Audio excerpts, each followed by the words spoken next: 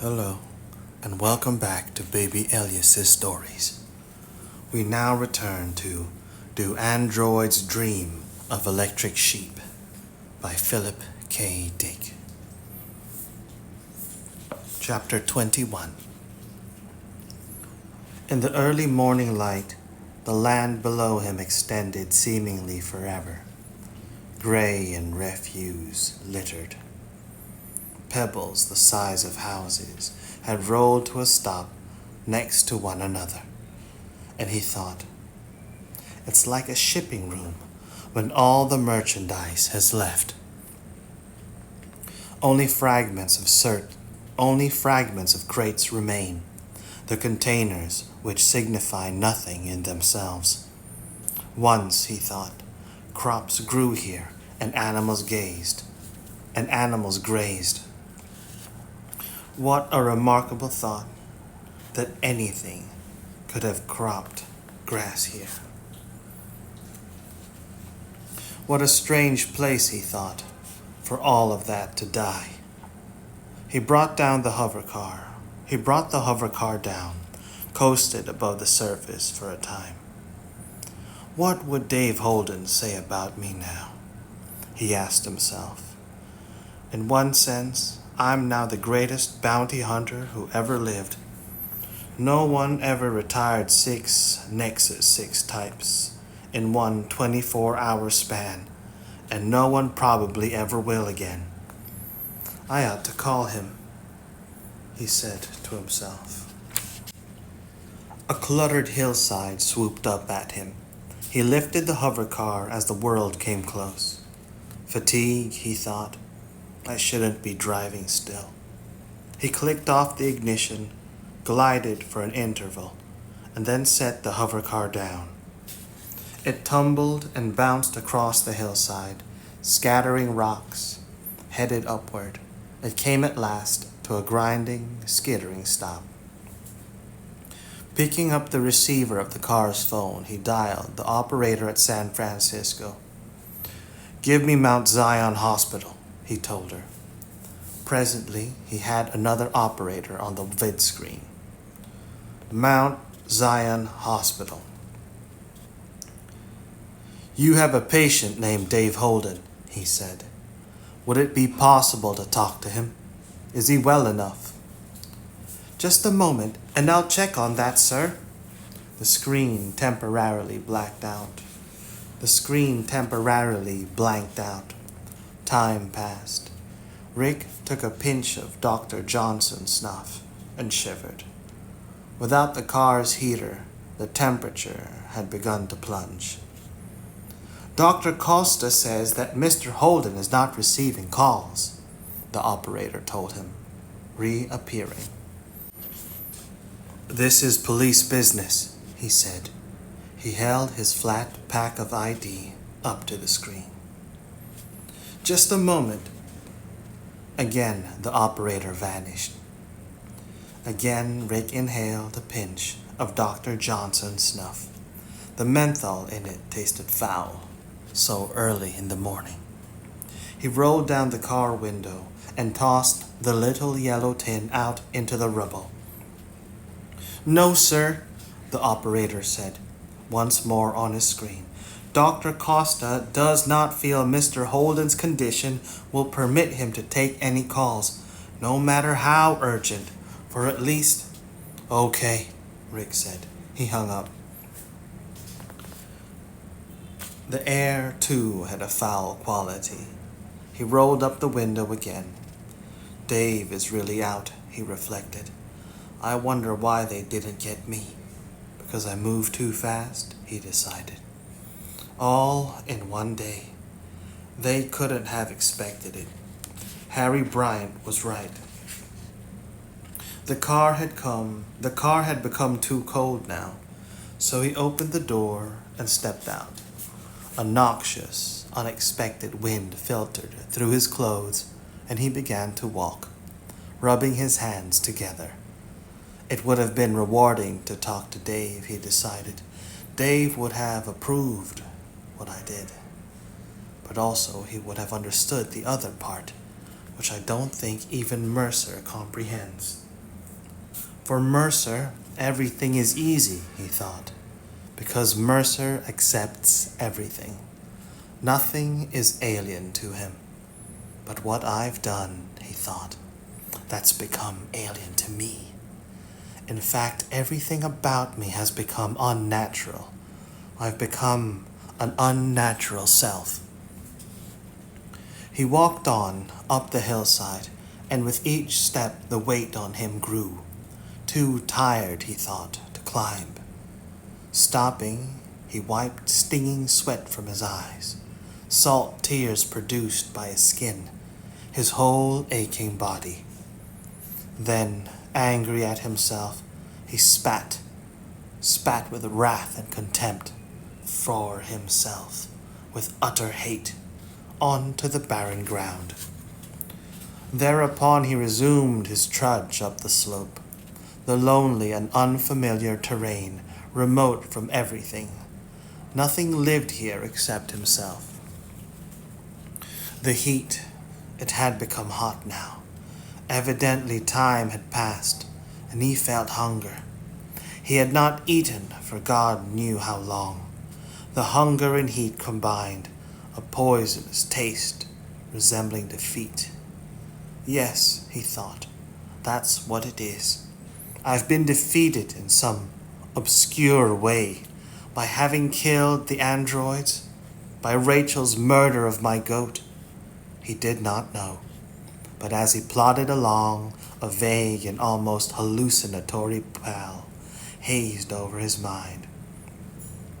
He found himself at one point, with no notion of how it could be, a step from an almost certainly fatal cliffside fall. Falling humiliatingly and helplessly, he thought, on and on, with no one even to witness it. Here, there existed no one to record his or anyone else's degradation, and any courage or pride which might manifest itself here at the end would go unmarked. The dead stones, the dust-stricken weeds dry and dying, perceived nothing, recollected nothing about him or themselves. At that moment the first rock, and it was not rubber or soft foam plastic, struck him in the inguinal region. And the pain, the first knowledge of absolute isolation and suffering, touched him throughout in its undisguised actual form. He halted, and then goaded on, the goad invisible but real, not to be challenged. He resumed his climb, rolling upward, he thought, like the stones. I am doing what stones do without volition, without it meaning anything. Mercer, he said, panting. He stopped, stood still. In front of him, he distinguished a shadowy figure, motionless. Wilbur Mercer, is that you? My God, he realized, it's my shadow. I have to get out of here, down off this hill. He scrambled back down. Once he fell. Clouds of dust obscured everything, and he ran from the dust. He hurried faster, sliding and tumbling on the loose pebbles. Ahead he saw his parked car. I'm back down, he said to himself. I'm off the hill. He plucked open the car door, squeezed inside. Who threw the stone at me? He asked himself. No one. But why does it bother me? I've undergone it before, during fusion, while using my empathy box like everyone else. This isn't new. But it was. Because, he thought, I did it alone. Trembling, he got a fresh new tin of snuff from the glove compartment of the car.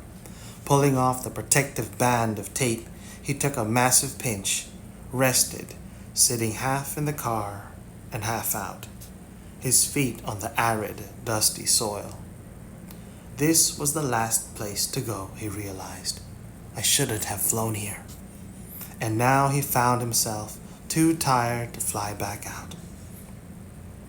If I could just talk to Dave, he thought, I'd be all right. I could get away from here, go home and go to bed. I still have my electric sheep, and I still have my job. There'll be more Andys to retire. My career isn't over. I haven't retired the last Andy in existence. Maybe that's what it is, he thought. I'm afraid there aren't any more. He looked at his watch, 9:30. Picking up the vid phone receiver, he dialed the Hall of Justice on Lombard. Let me speak to Inspector Bryant, he said to the police switchboard operator, Miss Wilde. Inspector Bryant is not in his office, Mr. Deckard. He's out in his car, but I don't get any answer. He must have temporarily left his car. Did he say where he intended to go? Something about the androids you retired last night? Let me talk to my secretary, he said. A moment later, the orange, triangular face of Anne Marston appeared on the screen. Oh, Mr. Deckard, Inspector Bryant has been trying to get hold of you. I think he's turning your name over to Chief Cutter for a citation because you retired those 6. I know what I did, he said. That's never happened before. Oh, and Mr. Deckard, your wife phoned? She wants to know if you're all right. Are you all right? He said nothing. Anyhow, Miss Marston said, maybe you should call her and tell her she left word she'll be home waiting to hear from you. Did you hear about my goat? He said. No, I didn't even know you had a goat, Rick said. They took out my goat. Who did, Mr. Deckard? Animal thieves? We just got a report on a huge new gang of them, probably teenagers, operating in life thieves, he said. I don't understand you, Mr. Deckard. Miss Marston peered at him intently. Mr. Deckard, you look awful, so tired, and God, your cheek is bleeding. Putting his hand up, he felt the blood, from a rock, probably. More than one, evidently, had struck him. You look, Miss Marston said, like Wilbur Mercer. I am, he said. I'm Wilbur Mercer. I've permanently fused with him, and I can't unfuse. I'm sitting here waiting to unfuse, somewhere near the Oregon border. Shall we send someone out, a department car to pick you up? No, he said. I'm no longer with the department. Obviously, you did too much yesterday, Mr. Deckard, she said chidingly. What you need now is bed rest, Mr. Deckard. You're our best bounty hunter, the best we've ever had. I'll tell Inspector Bryant when he comes in, you go on home and go to bed. Call your wife right away, Mr. Deckard, because she's terribly, terribly worried. I could tell. You're both in dreadful shape. It's because of my goat, he said. Not the androids. Rachel was wrong. I didn't have any trouble retiring them. And the special was wrong too, about my not being able to fuse with Mercer again. The only one who was right is Mercer. You better get back here to the Bay Area, Mr. Deckard, where there are people. There isn't anything living up there near Oregon. Isn't that right? Aren't you alone? It's strange, Rick said. I had the absolute, utter, completely real illusion that I had become Mercer, and people were lobbing rocks at me, but not the way you experience it when you hold the handles of an empathy box. When you use an empathy box, you feel you're with Mercer. The difference is I wasn't with anyone. I was alone. They're saying now that Mercer is a fake. Mercer isn't a fake, he said, unless reality is a fake. This hill, he thought, this dust, and these many stones, each one different from all the others. I'm afraid, he said, that I can't stop being Mercer. Once you start, it's too late to back off. Will I have to climb the hill again, he wondered. Forever as Mercer does, trapped by eternity? Goodbye, he said, and started to ring off. You'll call your wife? You promise? Yes, he nodded. Thanks, Anne. He hung up. Bed rest, he thought. The last time I hit bed was with Rachel. A violation of a statute. Copulation with an android. Absolutely against the law, here and on the colony world as well. She must be back in Seattle now, with the other Rosens, real and humanoid. I wish I could do to you what you did to me, he wished. But it can't be done to an android, because they don't care. If I'd killed you last night, my goat would be alive now. There's where I made the wrong decision. Yes, he thought, it can all be traced back to that and to my going to bed with you. Anyhow, you were correct about one thing. It did change me, but not in the way you predicted. A much worse way, he decided. And yet, I don't really care. Not any longer. Not, he thought, after what happened to me up there, toward the top of the hill.